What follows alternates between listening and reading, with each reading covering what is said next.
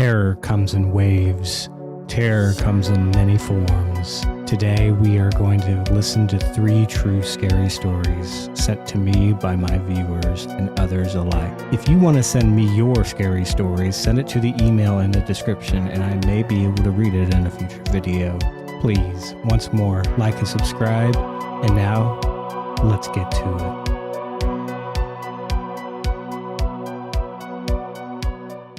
Quarantine was a crazy time for our country. I've never felt so isolated in my entire life, but I often enjoyed the silence. I used the time to play video games or catch up on TV shows that I missed. In the case of this story, I was playing games in the empty house. I was alone upstairs in my room one night when it happened. I had my headset on so I didn't hear the noises from downstairs, but I thought I heard something. So I took off my headset and listened a little closer. I guess it was nothing. I resumed playing the game for a while, and it must have been an hour or so when I heard something again, but only louder. I realized it was a banging noise, the repeated clanking echoing through the halls, but was faint enough to sound minimal upstairs. I decided to check it out. It might have been the snowfall outside had knocked over a branch and it was poking at the side of my house. I couldn't have been more wrong. Instead, I realized the noise was coming from my back door. It was wide open. The wind had been whipping the screen door outside the main back door back and forth in a chaotic rhythm. The snow fell from the top of the wood into the open doorway in the back to make a small pile of snow on the kitchen floor. Did I accidentally leave the door open? When I went to close it, I noticed footprints in the snow just outside my door. A cold chill went down my spine, and not a day goes by that I don't remember that feeling. The sight of those prints made me look around my kitchen a little more strongly. I noticed drawers were pulled open, and some of my dishes I had washed from the previous day were slightly knocked over. I followed the trail of snow leading from the back door to a nearby closet. It was a French door style closet with panels you could see through. I looked a little closely and I saw somebody's eyes looking back at me. I wanted to scream, but perhaps he didn't notice that I noticed. So I calmly walked towards the front door as if checking everything else. When I reached the front door, I heard the closet door slam open. I didn't look back. I bolted towards the street and got in my car. Thankfully, it was push to start and I always kept a key fob in the middle console when I knew I would be home. I often lost mine, and I peeled out of the driveway, feeling my car skid backwards before driving away quickly. I sped down the street, and when I got to a safe distance, I called the police. They searched, but they didn't find anyone. I decided after that day if I was going to be stuck at home, then I needed to invest in better locks and cameras at my front and my back door. Quarantine was already wild for everyone. Well, at least without people trying to kill me in my own home.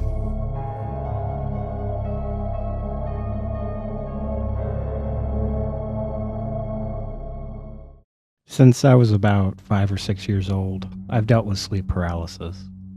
It's not something that happens on a regular basis, but it does happen a few times a year. I'm going to give some background information before I continue. At my childhood home, my brother, sisters, and I have had many instances where we felt there was a presence in our home. We found stories in the back of our home with words carved into them, but the stones were too broken up with pieces missing to make anything legible. Our family got rid of them quickly after our elderly neighbor whose children previously inhabited the house did not know where they came from.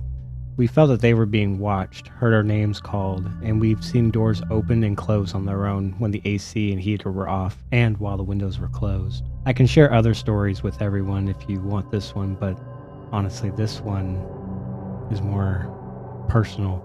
The story I'm going to share about my problems with sleep paralysis is from when I was 5. One night, I fell asleep around 8 p.m. and I began to have a weird dream. I dreamt of this small girl who had the body of someone who had been burned but not charred. I distinctly remember that her body seemed like it was a bright red pink, the same color of new skin after you peel a scab. This girl's hands looked like a goblin's hands. For some reason, this girl had been brought into my family home, and my parents in my dream were behaving as if this was something normal.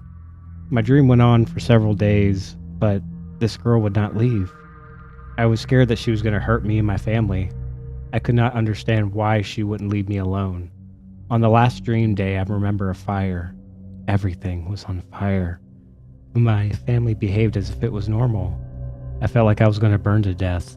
I felt like I would never wake up. At this time, I told myself that I was not awake, and the past few days were only a dream because I didn't want them to be real. I started crying in my dream. but my family just laughed. When I woke up, my fingers would not let go. Not from the sheets, not from anything, just paralyzed. I couldn't move my entire body except for my eyes. I kept trying to move, but nothing worked.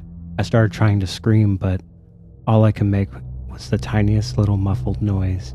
My eyes frantically went around the room and I saw the shadow moving around me.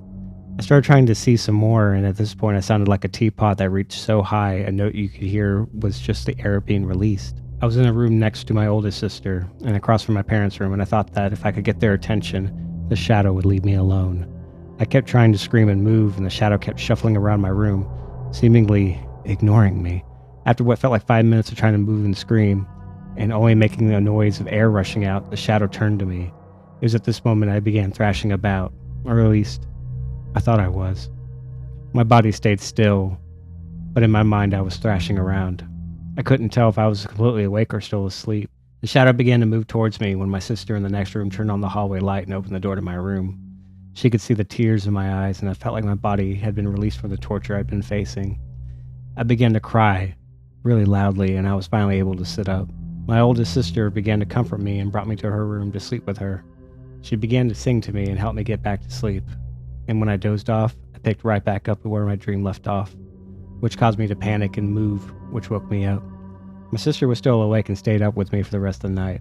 That was the first time I've ever experienced sleep paralysis, and I've dealt with it since. It's never been as bad as that, but now when I wake up with sleep paralysis, I can only move for a split second before I realize that I'm awake and my body goes stiff. I usually look to the corner of my room and the shadowy figure is still there. I've learned to teach myself tricks to keep myself awake and get myself to wake up, to free myself from this misery. I think to myself, if I can curl the tips of my fingers or slightly move my leg, then I can break the sleep paralysis. But it only works about 1/5 of the time, and I've never had sleep paralysis for more than 2-3 days at a time. I moved out of the country for 2 years, and I didn't have sleep paralysis while I was gone. When I came back and stayed in my childhood home for a year before starting college, it happened once. Since I moved out to college, I've only dealt with it once or twice, but it hasn't happened anywhere near as frequent as I live in my childhood home. I wonder what was going on in that house. I've always been a sound sleeper, the kind that can doze off anywhere, anytime, except in the dark. It's been a curse rather than a blessing. It started a few weeks ago. I'd wake up in the dead of night for no reason. At first I brushed it off as your run-of-the-mill weird dream, but it kept happening, night after night. I'd be snapped awake for no reason at all in my dark room, unable to fall back asleep for hours. The first few times was just a vague sense of dread that filled me, my heart racing, but there was never anything there. No shadowy figure looming over me, no spectral voice whispering in my ear, just me, alone in the dark, frozen, in fear. But then, things took a turn. I started seeing things, a dark shape huddled in the corner of my room. It was always just out of the corner of my eye, and gone when I looked straight at it. I told myself it was just my brain playing tricks, but it was always there, night after night, the shadow in the corner. See, here's the thing. I've always had a thing about the dark. Not a full-blown phobia or anything, and I've never really had sleep paralysis, but I've never been a fan of being alone in the dark. Lately, because of my sleep experiences, that dislike has turned into outright terror. The daytime has started to be affected as well. It started with little things. I'd catch a flicker of movement out of the corner of my eye, but whenever I turned to look, there'd be nobody there. At first I wrote it off as my imagination running wild, but then I started seeing them during the day. Much like at night. Who are they, you may ask? They're just shadows, dark shapes that seem to move on their own accord. I'd be sitting on the couch watching TV, and I'd see one dart across the room, or I'd be lying in bed and catch a glimpse of one flitting past my door. And then there's the one in the corner. They're always just out of sight, at the corner of my eye, gone when I try to look straight at them. At first I tried to tell myself it was just a trick of the light, the house settling or my eyes playing tricks on me, but I can't shake the feeling that these shadows are something more. They feel heavy somehow, like they've got weight and presence. The worst part is, I see them when I'm not alone. I'll be out with friends at a restaurant or a movie and I'll see one of the shadows flit past. No one else seems to notice, but it makes my skin crawl. I've tried to brush it off to pretend it's not happening, but the shadows are always there. lurking just out of sight. I feel like I'm being watched, constantly, and I have no idea what these things want or what they're waiting for. I'm at my wit's end. I don't know much more of this I can take. I'm exhausted, constantly looking over my shoulder. I feel like I'm losing my mind, and I have no idea how to make it stop. Is my brain eating itself? Do I need to seek help? I don't know at this point, but I need to sleep soon. I've gotten new sleep medication to help, but I'm not sure it will. So long, and good night. May I wake up safe, or may I wake up at all.